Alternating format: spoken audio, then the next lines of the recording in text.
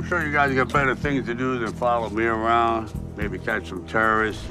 It's confirmed that Tulsa King Season 3 is in the works at Paramount, and the third season could be the perfect time for Tulsa King to cross over with other shows. Join ScreenRant as we dive into 3 shows that would perfectly blend with Tulsa King. I don't want you to leave.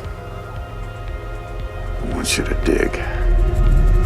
If there's any other Taylor Sheridan series that could work as a surprise Yellowstone spin-off, it's Tulsa King. Indeed, Yellowstone and Tulsa King are 2 sides of the same coin. They're both about outsiders causing territorial disputes. Whether it's John Dutton himself, Beth, or Rip, it's actually surprising that no one from the Yellowstone Dutton Ranch has actually run aground with factions of the New York Mafia.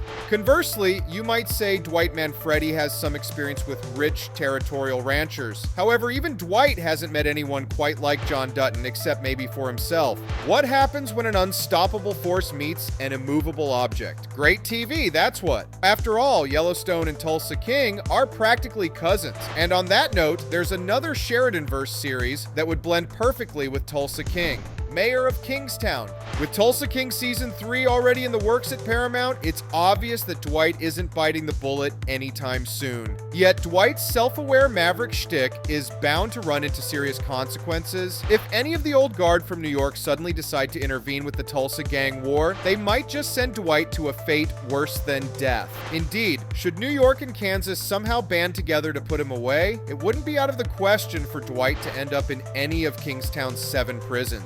Most importantly, viewers would give an arm and a leg to see Dwight and Mike McCluskey scheming with and against each other. Dwight Manfredi would thrive anywhere, but he already knows his way around prison and would make the perfect partner adversary for Mike. On the other hand, maybe Tulsa King could steer away from the Sheridan-verse. Nowhere in any of Lee Child's novels does Dwight Manfredi appear, but this doesn't mean that Reacher can't somehow hitchhike his way to Tulsa. And in one way or another, Reacher is bound to run into Dwight's operation. The even higher plane crew could try to convince Reacher that Dwight is a good guy, but Reacher might see it another way. On the other hand, Reacher could see Dwight as the lesser evil, considering everyone else who could claim the title of Tulsa King. And while friction is to be expected in their first couple meetings, Dwight Manfredi and Reacher may just see eye to eye when it comes to the bigger things. Either way, Reacher may just be the wild card that Tulsa King needs to stand out as an anti-hero crime drama.